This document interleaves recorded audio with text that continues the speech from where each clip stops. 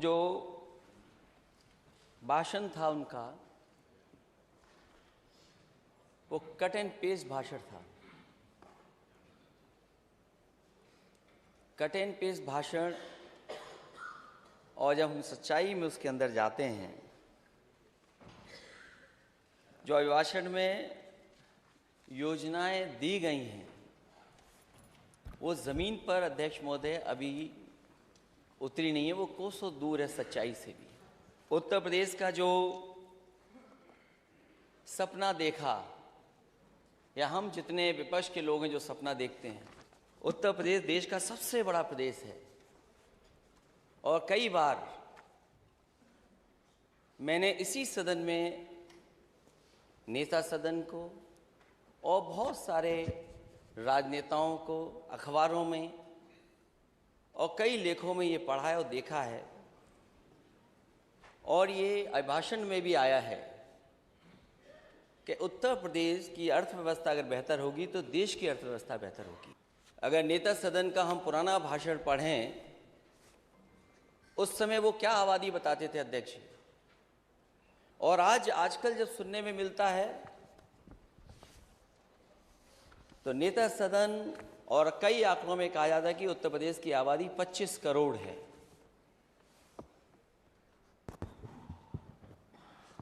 हालांकि बहुत सारी चीज़ें सरकार भूल गई है क्योंकि सरकार दोबारा बन गई उनकी, लेकिन जो अभिभाषण था, जो उसमें उल्लेखित चीज़ें थीं,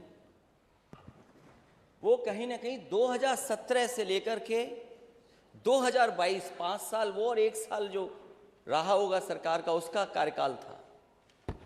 तो मैं सरकार को कुछ याद दिलाना चाहता हूं। याद दिलाने से पहले, क्योंकि वित्त मंत्री जी मुझे दिखाई दे गए तो शेर याद आ गया। आंखों पर सियासत का असर देख रहे हैं, किस ओर लगी आग किधर देख रहे हैं।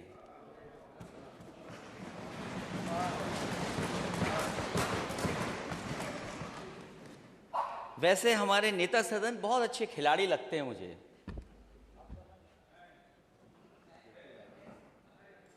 अभी कुछ दिन पहले पूरी दुनिया के लोग टीवी के सामने बैठे थे और दुनिया के लोग एक खेल को देख रहे थे। मैंने किसी को खेल अकेले देखते हुए नहीं देखा। हमारे नेता सदन टीवी के सामने अकेले बैठ करके कुछ देख रहे थे। लेकिन नेता सदन का मैंने दूसरा खेल भी देखा है। मैं नेता सदन को बताना चाहता हूं, फुटबॉल का मैच अकेले नहीं देखा करते। फुटबॉल का मैच अक्सर लोग, ज्यादातर लोग एक ग्रुप में बैठ करके देखते हैं और जिस टीम को वो सपोर्ट करते हैं उसकी वो ड्रेस पहन के बैठते हैं। मुझे नहीं पता नेता सदन किस टीम को सपोर्ट कर रहे थे आप। उस दिन तो नहीं पूछ पाया मैं, क्योंकि पूछ भी नहीं सकता था मैं, रात था, रात तक मैच चला था। और मैं यकीन से अध्यक्ष जी कह सकता हूं, मैच खत्म होने से पहले हमारे नेता सदन सो गए होंगे। और अभी मैंने कुछ दिन पहले नेता सदन को एक दूसरा खेल खेलते देखा। पता नहीं किसने बॉल की और 1 टप्पा, 2 टप्पा, 3 टप्पे के बाद भी बल्ला हवा में घूम गया। अरे नेता सदन कैसे खिलाड़ी हो आप? 3 टप्पे के बाद गेंद पे नहीं मार पा रहे हो। मैं उस स्टेडियम में 1 या 2 बार गया हूं। अध्यक्ष महोदय, मुझे खुशी इस बात की कि बनाया समाजवादियों ने, लेकिन स्टेडियम में ज्यादा नेता सदन गए हैं। मैं नहीं गया। अध्यक्ष महोदय, आपको तो याद होगा आपके सदन में क्या हो रहा था।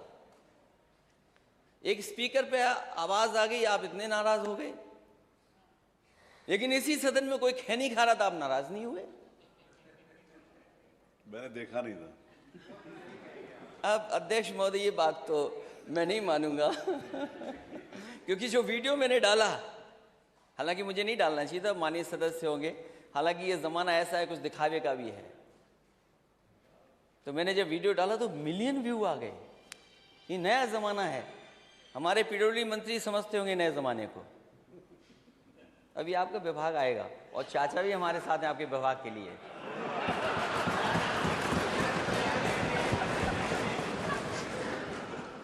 और मैंने जब नेता सदन को स्टेडियम में जाते देखा, खुशी मनाते हुए देखा, तो मैं बहुत दूर था, मैंने टीवी पर देखा कि नेता सदन ऐसे करते हुए जा रहे थे। तो मैंने यही कहा कि नेता सदन ये कहते हुए जनता से जा रहे हैं और टीवी के चैनल के सामने कि ये स्टेडियम मैंने नहीं बनाया, ये स्टेडियम मैंने नहीं बनाया।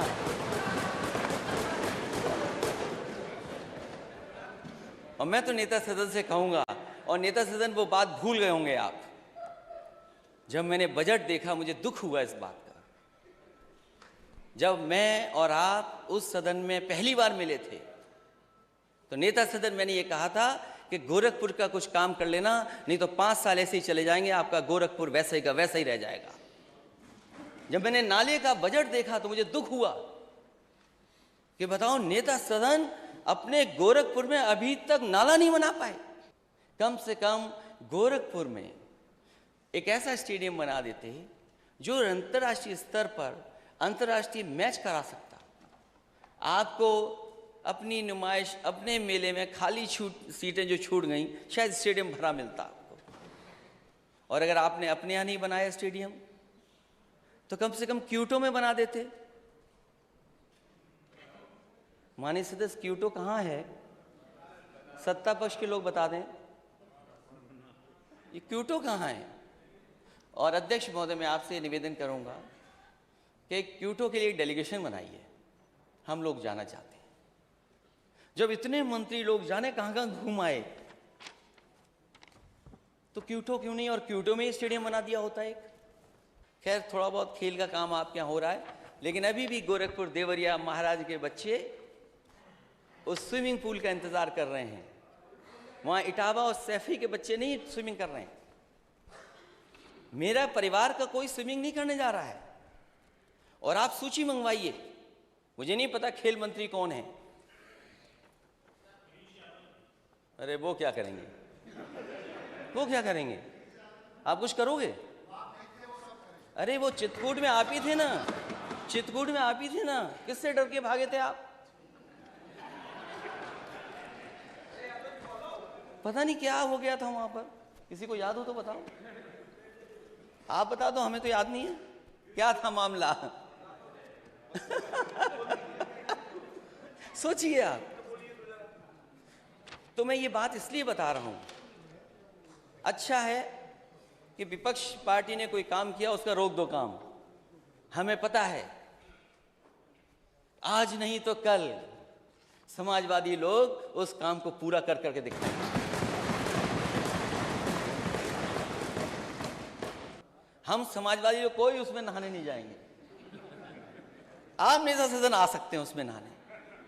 2017 में वादा किया गया था, संकल्प पत्र में 1 वर्ष के भीतर पुलिस के रिक्त पदों को भरेंगे। क्या हुआ उसका? यूपी के प्रमुख शहरों में शहीद रोशन सिंह आवासीय टाउनशिप की स्थापना होगी। कितने शहरों में आधा अधूरा पड़ा हुआ है?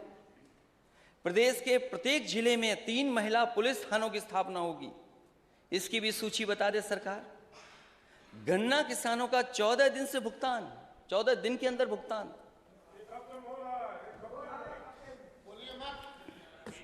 अध्यक्ष महोदय, हमारे सदस्य पंकज मलिक होंगे कहीं यहाँ पर, कल उठा रहे थे वो, और माननीय मंत्री जी बेहतर जानते होंगे। और मैं हर बार इस सदन में यही कहूं अध्यक्ष महोदय, सवाल ये नहीं कि आपने भुगतान कितना किया है, सवाल ये कि बकाया कितना है। ये भुगतान बताते हैं, बकाया नहीं बताते हैं। और जो अधिकारी घुमा फिरा रहे हैं, गोल गोल घुमा रहे हैं किसानों को, उन पे कार्रवाई कब करेंगे आप? अब तो कहीं खड़ा होगा बुलडोजर, ले चलिए उसको वहां पर। उन अधिकारियों के पास क्यों नहीं ले जा रहे हैं आप?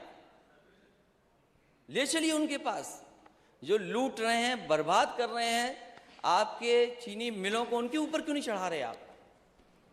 अब थोड़ा लग रहा है कि उधर भी जाने वाला है। 20,000 करोड़ का किसान सिंचाई फंड, ये कहां है?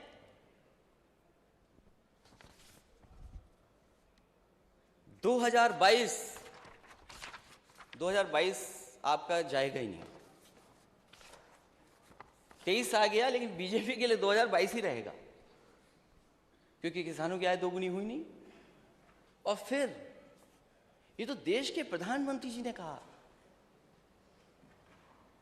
देश के प्रधानमंत्री जी ने कहा कि जानवर सड़क पे नहीं होंगे, किसानों का ये संकट हम दूर कर देंगे। मुझे तो ये लगता है दिल्ली और लखनऊ में कोई तालमेल में गड़बड़ हो रहा है। अगर दिल्ली वाले कह देंगे तो लखनऊ वाले नहीं करेंगे, और अगर लखनऊ वाले कुछ लेकर के जाएंगे तो दिल्ली वाले नहीं करेंगे। अब उस पर सब शांत हैं। कुछ है ऐसा मुझे लग रहा है। प्राथमिकता के आधार पर केन बेतवा नदी इंटरलिंक परियोजना कहां पहुंची है? सभी जरूरतमंद वंचित किसानों को प्रधानमंत्री आवास बीमा योजना, सस्ती दरों पर किसानों को कृषि के लिए बिजली, ब्लॉक स्तर पर कोल्ड स्टोर और वेयर हाउसिंग की सुविधाएं। सरकार ने किसानों से 60 दिन में 1 लाख टन मक्का खरीदने का वादा किया। कब मक्का खरीद गई?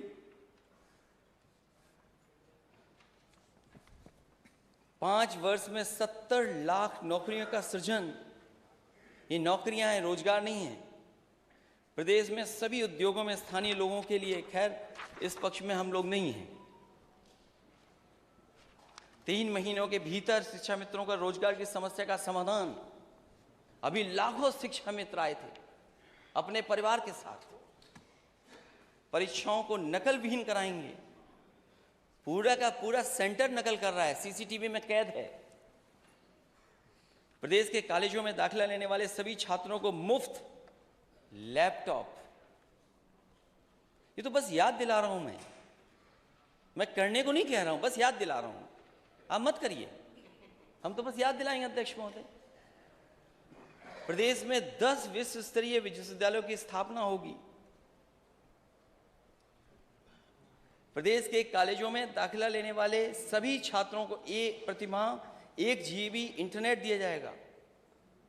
प्रत्येक जिले में इंजीनियरिंग कॉलेज या पॉलिटेक्निक की स्थापना होगी। पंडित मदन मोहन मालवीय संस्कृत महाविद्यालय की स्थापना।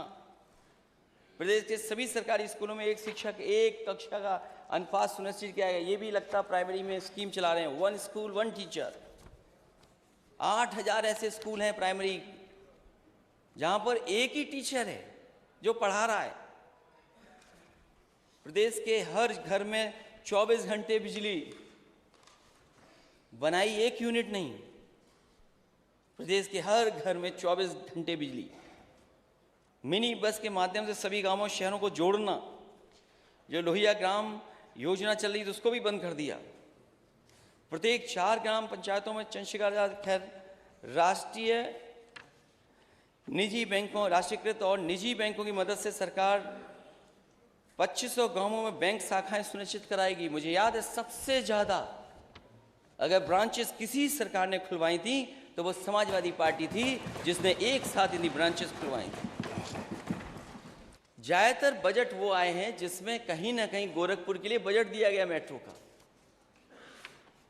नेता सदन, यहाँ की मेट्रो पे तो आप बैठे होंगे उद्घाटन करने के लिए। कम से कम गोरखपुर में तो मेट्रो चलवा दो, मेरा भी निवेदन है आपसे।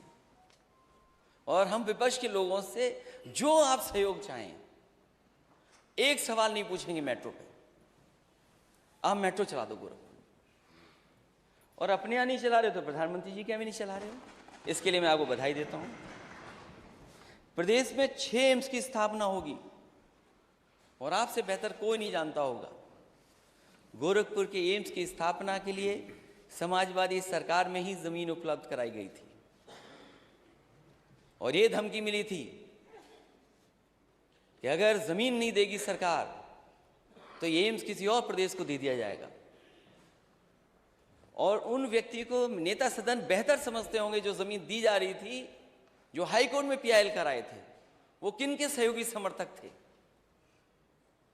फिर मुझे मजबूरी में, क्योंकि अगर एम्स चला जाता तो बड़ी न्यूज़ होती, समाजवादियों का नुकसान होता। उस अथॉरिटी की अधिकारी कीमती ज़मीन नहीं देना चाहते थे। अध्यक्ष महोदय, कीमती ज़मीन बिना पैसे के दे करके वहाँ एम्स समाजवादियों की देन है। और वही नहीं, रायबरेली का भी देन है। रायबरेली का भी एम्स अगर किसी की वजह से बना है। अरे इतना डर के ताली बजाते हो एम्स के लिए। उन्हें यह संकोच लग रहा होगा कि जो बात मैं कह रहा हूं वो सच है कि नहीं है, लेकिन नेता सदन से अच्छा कुछ नहीं बोल सकते। बोलो वो किसका आदमी था जो पीआईएल करके कोर्ट से जमीन रुकवाया था। और एम्स रायबरेली में किसने बनाया? समाजवादियों ने जमीन दी तब जाकर के बना। और 6 एम्स की स्थापना होती। कहां है एम्स?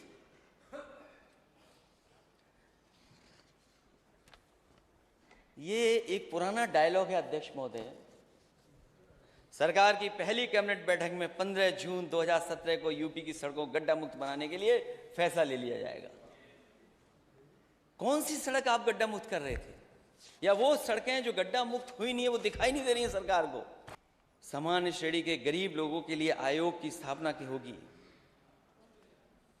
प्रदेश में डॉक्टरों के रिक्त पदों को भरेंगे। प्रदेश में भ्रष्टाचार के प्रति जीरो टॉलरेंस की नीति अपनाएंगे। हाँ, नेता सदन बहुत अच्छी जीरो टॉलरेंस की पॉलिसी अपनाई गई, सरकार बनते ही अपनाई गई। पीडब्ल्यूडी विभाग में अध्यक्ष महोदय, जीरो टॉलरेंस की सबसे पहला ही पॉलिसी सरकार दूसरी बनते ही पीडब्ल्यूडी विभाग ने मान ली। उसमें क्या आपको करना पड़ा वो आप बेहतर समझते हैं। और मैं नेता सदन से कहूंगा, जो अधिकारी आपको गुमराह कर रहे हैं, इस रिपोर्ट को भी पढ़ें, क्योंकि यूपी बदलेगा तो देश बदलेगा, यूपी आगे बढ़ेगा तो देश आगे बढ़ेगा।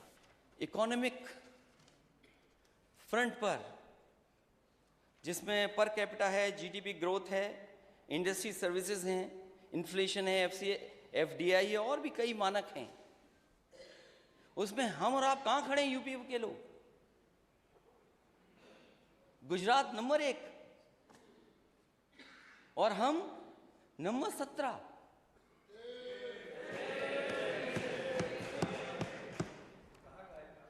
नहीं, आपको नहीं अच्छी लग रही है? नहीं, आप तो वित्त मंत्री है ना। अभी आपके भी मेडिकल कॉलेज पे आऊंगा मैं। अभी आ रहा हूं मैं मेडिकल कॉलेज। पेपर का रेफरेंस तो बताएं, कहाँ का पेपर? अच्छा, पेपर बता दें। ये नहीं मानेंगे, इंडिया टुडे पढ़ दूं? इंडिया टुडे नहीं, पेपर को उसकी ऑथेंटिसिटी क्या है उसकी?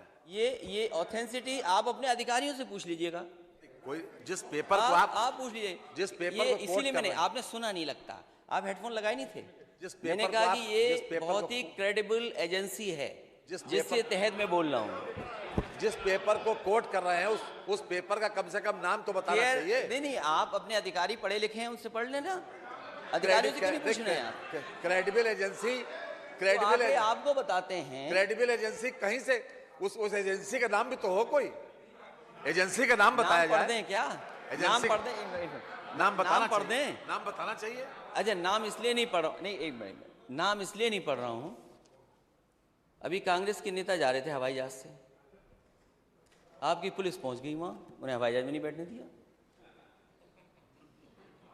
एक लोक गायक, आपको तो खुशी मनानी चाहिए। लोक गायक कोई अच्छा गाना गा रहा है, ठीक है, हमारे खिलाफ भी गाना लोग गाते हैं। यूपी में कहवा,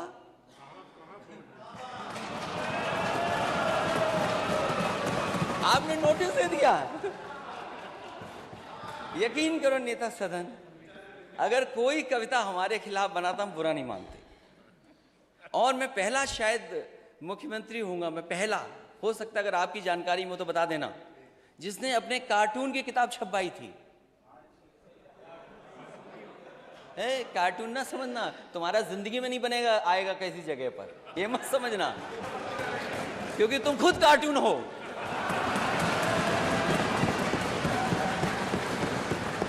अरे कार्टून का कार्टून कैसे बनेगा? खुद ही कार्टून हो। केयर एज करके कंपनी है, एनीवे आप लोग पता कर लेना केयर एज, और फिर मैं इंडिया टुडे का भी पढ़ दूंगा, इंडिया टुडे का भी पढ़। अरे भाई ठीक है, फर्जी, सब फर्जी है फिर तो।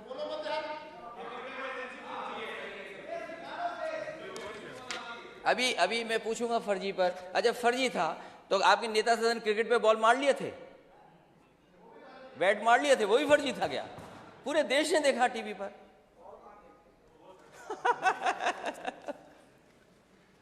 क्या लोग हैं आप लोग। क्योंकि वित्त मंत्री जी को ये दिक्कत है कि मुख्यमंत्री जी अकेले में डांटे ना मुझे। फाइनेंशियल इंक्लूजन में आप कहां खड़े हैं? ये पर जब सदन में पढ़ा जाता है तो उसकी क्रेडिबिलिटी उसके करके बारे में बताया जरूर जाता है मानवर। ये सदन की परंपरा अध्यक्ष भी महोदय है, मैं बता रहा हूँ, अध्यक्ष जी को बता रहा हूँ मैं। हाँ मालूम होना चाहिए कम से ठीक है, कम। मैं बता रहा हूँ, इसका इंडिया टुडे पढ़ूंगा मैं। पर अगर हो तो भेज दीजिए मुझे, हम काफी टेबल कर मंगवा दूंगा लें। अध्यक्ष महोदय, मैं टेबल कर दूंगा। आप धन्यवाद, आपने टेबल करने के लिए कहा। अध्यक्ष महोदय में ये जो रिपोर्ट है मैं टेबल कर दूंगा, जिससे और सदस्यों को भी मिल जाए, उनकी भी जानकारी में उसमें सहयोग करेंगे सरकार का, जिससे सरकार के अपने पैरामीटर्स ठीक हों। और आपकी क्रेडिबिलिटी क्या है? आपकी पॉलिटिकल क्रेडिबिलिटी क्या है? आपने कहा 5 करोड़ देंगे विधायक निधि, आपकी पॉलिटिकल क्रेडिबिलिटी क्या है? क्या है पॉलिटिकल क्रेडिबिलिटी? क्या है पॉलिटिकल क्रेडिबिलिटी आपकी? बजट देख ले, बजट हमने दिया है बजट। क्या है पॉलिटिकल क्रेडिबिलिटी? बजट में दिया है, बजट में दिया है, क्या है बजट में दिया है, क्या है?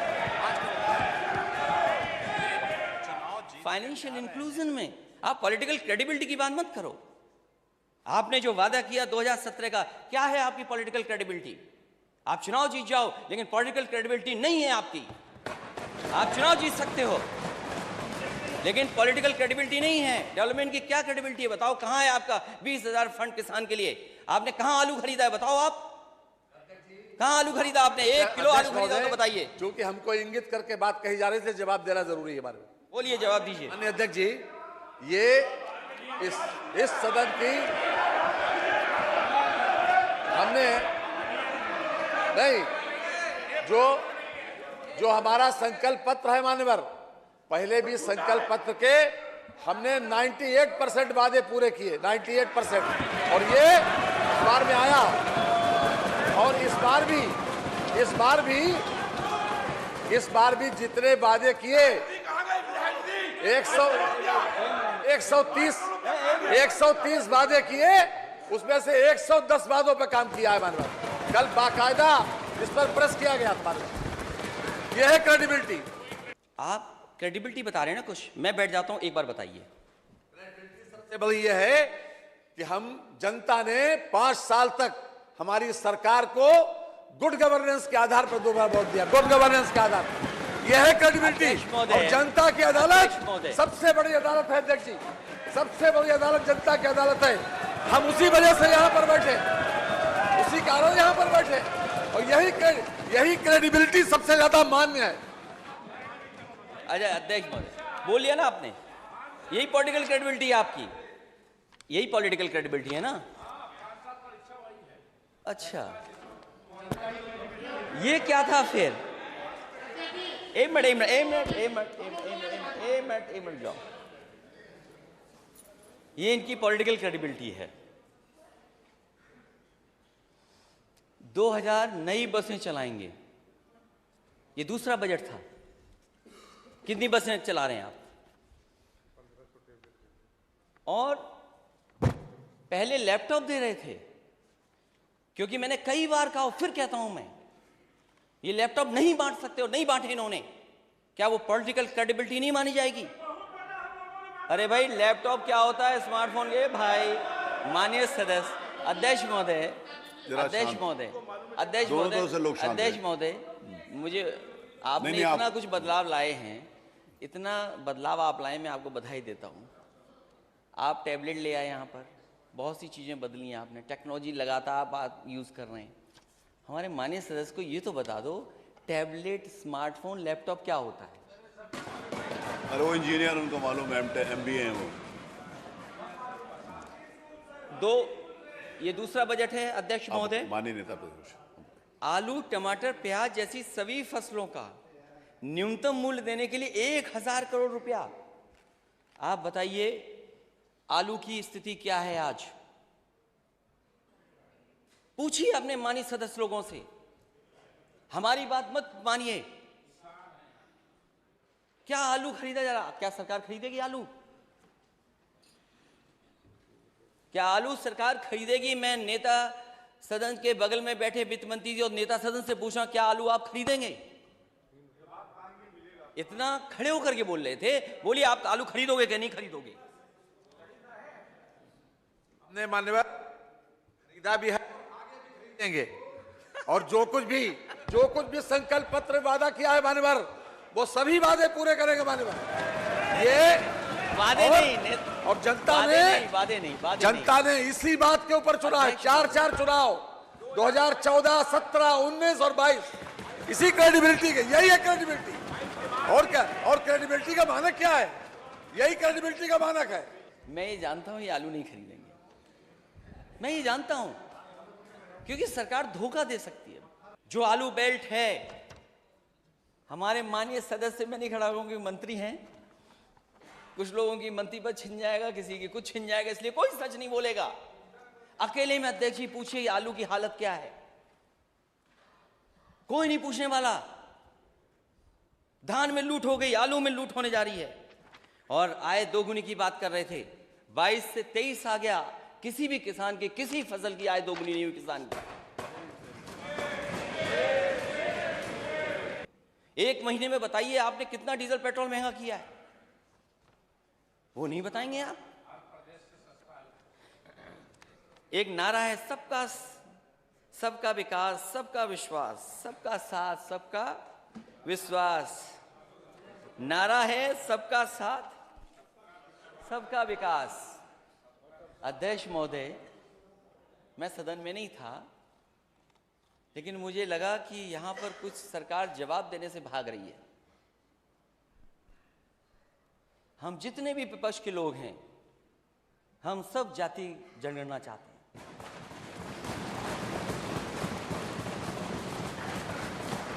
अध्यक्ष महोदय, हम जाति जनगणना चाहते हैं, और बिना जाति जनगणना के ये नारा आपका अधूरा है। सबका साथ कैसे होगा जब हमें और आपको नहीं पता कि हम कितने हैं आबादी में? सबका विकास कैसे करोगे आप? सबका विश्वास कैसे जीतोगे आप? और जब तक सबका प्रयास नहीं होगा, ये प्रदेश आगे नहीं बढ़ेगा। मैं जाति जनगणना पर वैसे तो आजकल वो नेता हम लोगों से दूर हो गए हैं। कोई बात नहीं, बोलने दो। वो नींद आ जाएगी अगर नहीं टोकेंगे तो। बोलते रहने दो ना, कुछ तो ठीक है, नहीं तो ये कुछ और करने लगे अध्यक्ष महोदय, फिर आपको डांटना पड़ेगा। किस पार्टी के नेता हैं आप? ना पार्टी का नाम तो पढ़ लूं मैं। आप जाति जनगणना चाहते हैं कि नहीं चाहते हैं? नहीं, जाति जनगणना चाहते हैं कि नहीं? हम जातिवाद जनगणना चाहते हैं, लेकिन आपने उधर से भगा दिया हमको अपने साथ से।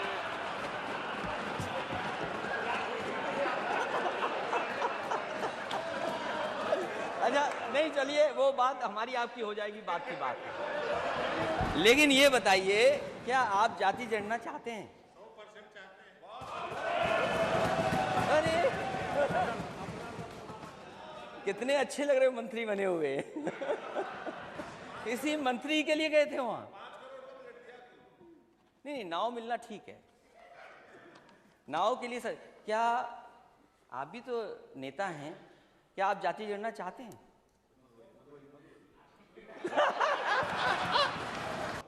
अगर अध्यक्ष महोदय, जाति जनगणना बिहार में हो सकती है, और मैंने अपने संकल्प पत्र में लिखा था, अपने घोषणा पत्र में लिखा था, समाजवादी सरकार बनेगी तो 3 महीने के अंदर जाति जनगणना उत्तर प्रदेश की कराने का काम सरकार से होगा।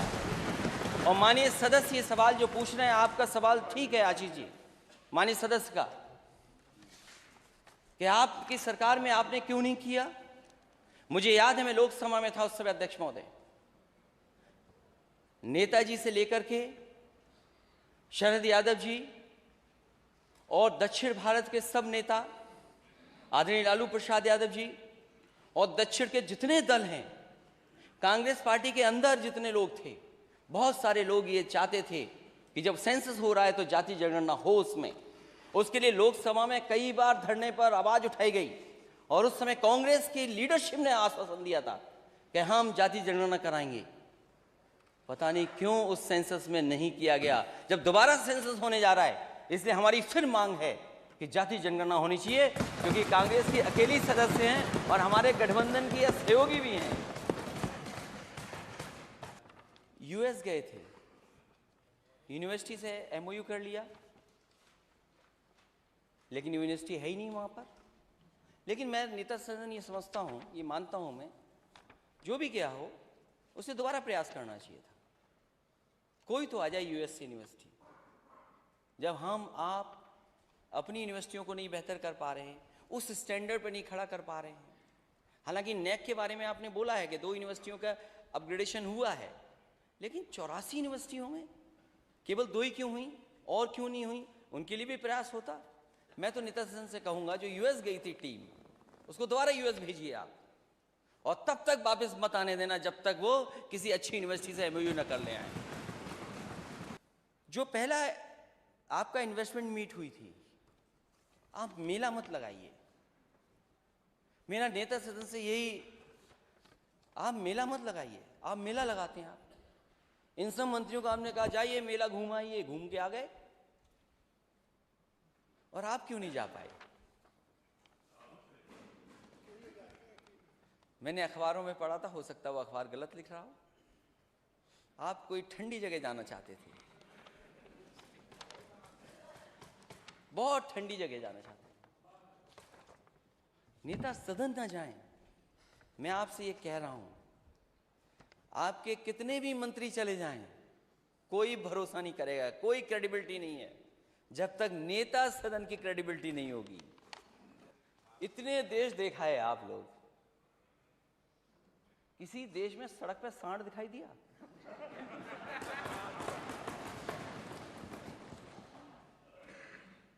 अमेरिका गए थे हमारे वित्त मंत्री जी, क्या सांड दिखाई दिया वहां पे?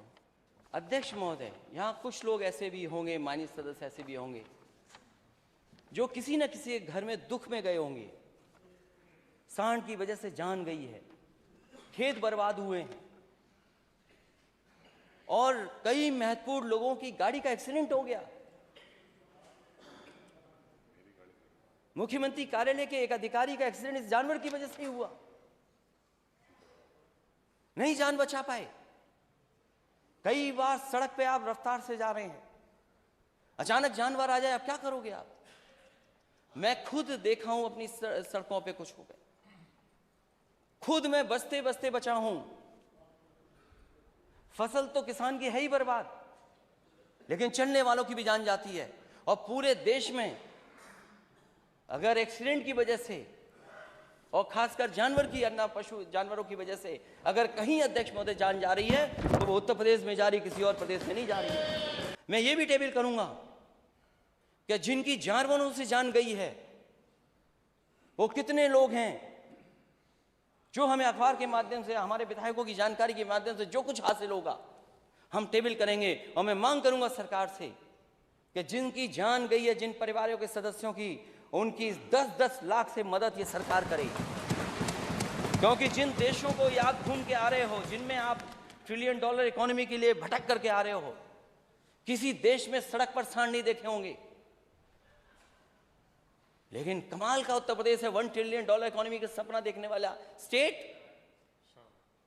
सांड ही सांड दिखाई दे रहे हैं, राजधानी में सांड दिखाई दे रहे हैं। दुख की बात है। और क्या बजट दिया आपने? जब प्रधानमंत्री देश के बोल रहे हो कि इन जानवरों की समस्या का समाधान करेंगे, तो बताओ हम किस पे भरोसा करें? जनता ने भरोसा कर लिया, लेकिन सांडों की संख्या बढ़ गई। जो एमओयू हुए हैं, इससे पहले वाला जो मेला लगा था इन्वेस्टमेंट मीट, उसमें भी बड़ा मेला लगा था और लगभग 4 लाख करोड़ के एमओयू साइन हुए थे। मैंने जानकारी हासिल की, पोर्टल पे देखूं आखिरकार कितने लोगों ने एमओयू किया, वो वेबसाइट ही नहीं चल रही है। अगर हम और आप जानना चाहें कि किन लोगों ने एमओयू किया है तो पूरी सूची नहीं मिल रही है। आखिर सरकार क्यों छिपा रही है? हमारे जितने माननीय सदस्य बैठे हैं उनके किसी डिस्ट्रिक्ट में कोई बड़ा इन्वेस्टमेंट नहीं आया। 4 लाख करोड़ का किसी डिस्ट्रिक्ट में नहीं आया, और ये एक डिस्ट्रिक्ट के नहीं है, हर डिस्ट्रिक्ट के हैं। और मैं अगर उधर कहूंगा तो सब चिल्ला देंगे हाँ आया है। शाहजहांपुर में कौन सा इन्वेस्टमेंट आ गया पहले के अलावा वाला? आंकड़े कितने आए? 33 लाख करोड़, 34 लाख करोड़। मुझे तो लगता है कि भारत ने आविष्कार किया जीरो का, हमारे बीजेपी ने आविष्कार किया कि बस जीरो बढ़ाते जाओ। क्या थाना, क्या तहसील में क्या सुनवाई हुई होगी? सब अधिकारी एमओयू में लगे हुए थे, एमओयू करना है, एमओयू करना है। जब दुनिया घूम आए, वहां जो मिला सो मिला। फिर हर बड़े बड़े शहरों के डिस्ट्रिक्ट पे चले गए, बड़े बड़े शहरों में गए, वहां भी एमओयू कर लाए। फिर जिले में पता किया किसने काम किया है, किसने नया ठेका किया, कौन कोल्ड स्टोर लगा रहा है, कौन क्या कारोबार कर रहा है। बोला आप भी एमओयू के पार्ट हैं। नेता सदन, आप जानकारी करिए, क्या जिलों में जो काम पहले से चल रहे थे, छोटे मोटे काम, उनको भी एमओयू में जोड़ दिया? क्या पॉलिसी है आपके पास? एक तरफ तो एमओयू, इतने लाख, नौकरी कितने लोगों को मिलेगी, रोजगार कितने लोगों को मिलेगा? सरकार को सपने दिखाना बंद करना चाहिए। काऊ मिल्क प्लांट, उसमें टेट्रा पैकिंग थी, वो प्लांट कभी नहीं चला टेट्रा पैकिंग का। मैं एक दिन दौरे पर गया, मैंने कहा देखो क्या हालत है इसकी। जब जाकर के मैंने देखा और मैंने वहां के अधिकारियों से पूछा कि ये काऊ मिल्क प्लांट है, इसमें मिल्क किसका है, कहां से प्रोक्योर कर रहे हैं आप मिल्क, क्या काऊ है उसका मिल्क है? बोला नहीं सर, हम मिक्स कर लेते हैं। सोचिए, काऊ मिल्क प्लांट में मिक्स करके दूध का प्रोडक्ट बना रहे थे, टेट्रा पैकिंग की मशीन नहीं चली। और जब बाहर जाकर के मैंने देखा गेट के पास पटिया किसकी उद्घाटन की लगी थी। आप हमसे जुड़े रहने के लिए सब्सक्राइब करें YouTube पर, फॉलो करें Twitter पर और लाइक करें Facebook पर।